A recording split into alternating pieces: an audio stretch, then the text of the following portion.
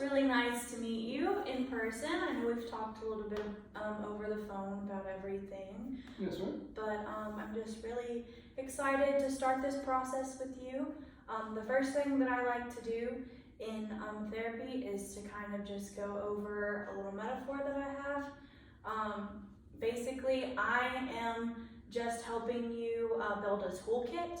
I am not here to give you answers. I'm not here to give you advice per se. I'm really here to kind of just help you. You're in the driver's seat and I'm in the passenger seat, just kind of helping you navigate. Sounds good. All right, that's awesome. So, what brings you in today? So, I have 2 kids, and I was married. We are going through a divorce, and she decided that she wasn't happy anymore, so she left. And she seems like she's 1 foot out the door and 1 foot in the door, and I'm just trying to figure out what's best for me and the kids, because I do want them to have the whole family together, but I also know sometimes it's not doable with how toxic it can be and the damage, and she seems like she wants to not be with me, and then she does, and I'm just trying to figure out my feelings and what's the best situation for my kids and me, and and I really need someone to help me work out my feelings and my thoughts and my emotions, and hopefully point me into the right direction. Okay, so let's sit with that for a second. Okay. When you start to think about the situation that you're in, this very tough situation where there are a lot of different journeys and paths, what emotions can you pinpoint? The emotions, I guess the first one I'd say is confusion. Because I do feel very confused, with the whole leaving, coming back, with my ex-wife, and abandonment issues, betrayal. I have a little bit of frustration and anger because, I've always had this perfect family image that I've wanted to have and give to my kids, and now that image is gone, it's hard to explain to the kids, why their mom isn't here at night, and, so I guess those would be some emotions. I'm just I don't know, feel a little low, feel lonely. Not that I need someone, just felt like my partner has basically kind of died, even though she hasn't died. I just feel like the other half of me is not here, and I'm trying to find that. So yeah, I guess those would be my emotions. Okay, well that's awesome that you can kind of sit there and pinpoint some of those. That tells me that you're quite self-aware of your emotions. So now that we are quite self-aware of our emotions, can you kind of just talk me through how you regulate or cope with some of these emotions? I tend to try to distract myself on bad days, I'll nap, and I feel like I'm very tired during the day. I think it has to do with a little bit of depression, but napping helps me regroup, watching TV, reading a book, going for a walk, just kind of distracting myself from it, and just trying to, whenever my mind just takes off, I just kind of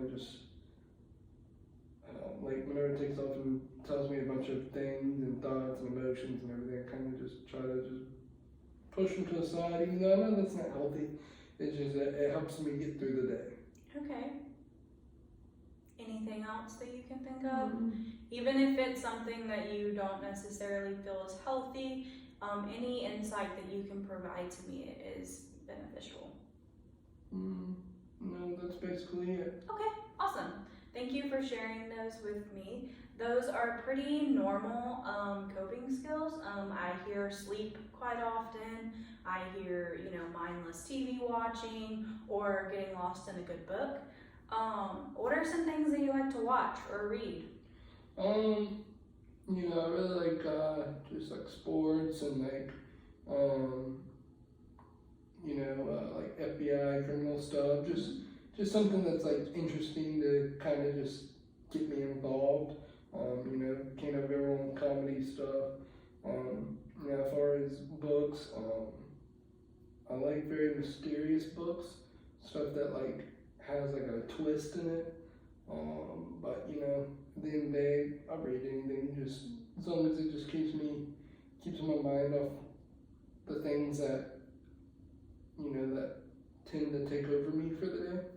Okay, so with you being a reader, it just kind of made me think, do you think that you would be interested or open to trying like bibliotherapy? It's basically just like supplementing, therapy outside of our one-on-one sessions with reading material. Or are you more looking for that as an escapism thing? I think it's more like an escape. Okay.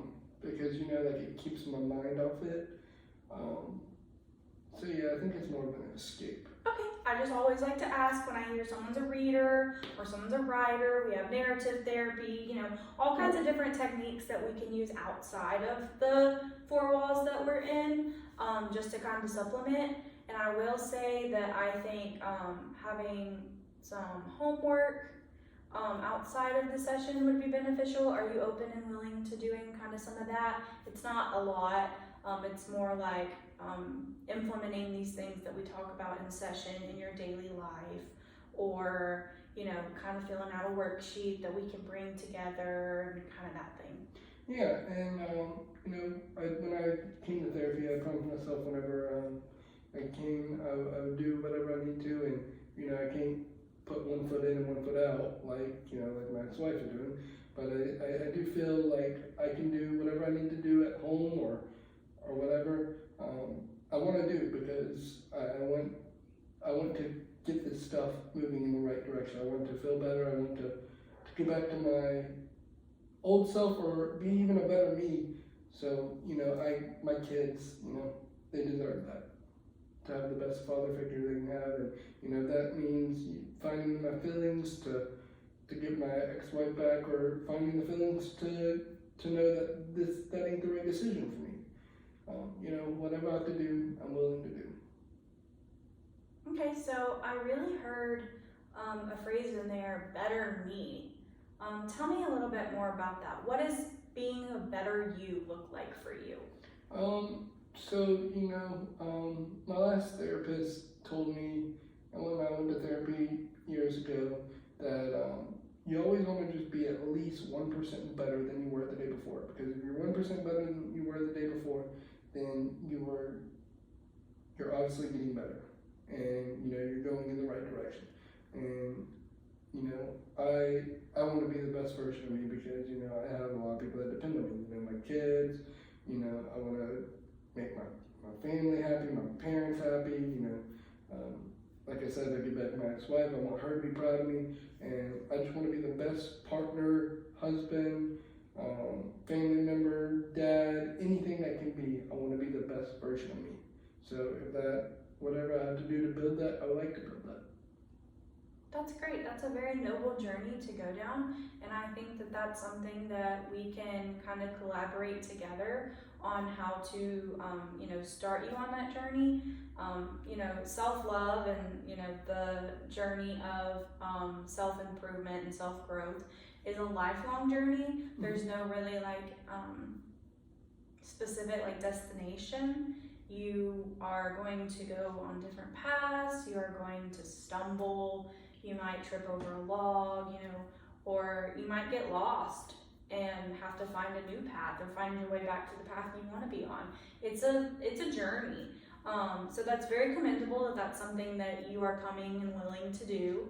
I think that, taking the issues or the concerns that you're bringing to the table as of this moment is the first step. Addressing those. So you said something about your ex-wife having left you. Is there anything else, like more detail you can give on that? Like, tell me more about that situation. Just she wasn't happy. She said she didn't really give me too much, and I think that's what's so hard about it, is because like I have so many questions. Like, you know, did she fall out of love? Like, was I doing something she wasn't happy with? Was I not doing enough? You know, she said she just wasn't happy and just said this was it. And then, you know, like once in a while she'll come back and act like she wants to fix it, and then a couple days later it's the same thing. It's like a repeating cycle. So another thing that I want to preface for our therapeutic relationship is when you feel like I have misunderstood or I'm not getting the complete picture, I do want you to call me out on that per se. Say, yes, but this is what I mean. Because I'm only human, I am only able to see it from the perspective, the professional perspective I have. I'm not in your shoes. Yeah. So if I ever get it wrong, just let me know. But it does sound like this situation is quite disorienting to you. There's a lot of confusion, there's a lot of distress, not really knowing like how to be the best husband or the best father. That sounds like it's a very tough situation. And I hope that, you know, through the process, like we're able to kind of get you to a point where you can manage those emotions, so that you can function better in your daily life. You just said that I heard you said that you were kind of feeling depressed. I would like to do, at the end of the session, like to do a screener for you for depression. It's really just like a quick questionnaire that kind of gives me a range of like how mild to severe your depression symptoms are. Okay. And just to give me a kind of a picture. There's not really going to be any like clinical diagnosing or anything during this time. It's more we're just going to come together, collaborate on goals, kind of work with each other to see what you want to do. If there's ever something that you want to come in and talk about, you just let me know. Okay. You just say, all right, Brooklyn, for the day, I want to discuss this. Or if you don't know, we can find it together. Whatever is best for you. I am here for you, and we are here together to, you know, you keep saying the better me, the better father, the better husband. We're here together in order for you to feel like you can become that. I'm here to give you the tools necessary to hopefully get you to a place where you feel that. And I really appreciate that. I feel like this is the first time I'm able to talk to someone and give my feelings on the situation, and you know, actually feel like I'm heard and understood, and you know, it really does mean a lot. And you know, I do feel like I picked the right therapist, and I do feel like things are going to get better. And you know, whatever I have to do, like I said, I do want to be all in. I want to be able to do whatever I have to get to where I want to be. That's great. I really am looking forward to working with you. I have an analogy where I say all the time, you can lead a horse to water, but you can't make them drink. And so as a therapist, I can do everything in my, you know, professional toolbox, give you all of the homework, give you all of the interventions. But if you're not willing to implement them outside of the four walls that we're in, it really only benefits about 48%. We'll even say it like this, 20%. If you were to just do the, like, you know, come and talk to me, that's 20%. You're going to be 25% better. Let's do it so it's 100. Okay. Like 25% better. If you were to leave here and, you know, say, oh, maybe today I'll implement this boundary, or you'll be about 50%, which 50% is decent. It's a halfway point. But you go out there and you say, I'm going to work a little bit harder on implementing these interventions, or I'm going to take my homework seriously. That's 75%. Now, if you come in the way that you've come in, fully committed, willing to do what you need to do in order to be the better you, that's 100%. Yeah. And, you know, having 100% and 100% and 100% over the weeks that we'll be together, that's something that could benefit your daily function in life, your mental health, like really it'll benefit a lot of things. So as long as you keep that motivation of coming in here fully committed and, you know, drinking the water that I'm giving you, since you're the horse in this metaphor, drinking the water that I'm giving you constantly, you know, every week or twice a week, whatever we want to come up with the schedule, it will benefit your life in other factors. Okay, sounds good. All right, so we are almost out of time for the day, so I just wanted to give you another chance to kind of just like close it any way you want to. And I also always want to ask at the end of every session for the next session, is there anything on your mind right now that you want to talk about during that next session? Not that I can think of. I do have a question. How many times a week are you wanting me to come in? I would like to start off with 2 times a week. Okay. Once at the beginning of the week and once at the end of the week. So we can kind of just range, like get a good glimpse of like what your weeks look like. On the weekends? In the weekends, like, you know, that kind of thing. So we can debrief, because I'm not sure like what your lifestyle looks like. We'll kind of talk about that next session. I'll go over your paperwork that you submitted and kind of get more in depth about that. Okay. And see what we can do. But I think 2 times a week, is that something that's you can do? That is great with me. Whatever I need to do, like I said, I'm all in, and I'm looking forward to it and seeing the results. Okay, well that is awesome. That's all the time we have for today. So thank you, Mr. Will. It's Thank you great so to much. see you, and Great I to will see see you on Thursday. Sounds good. Thank you.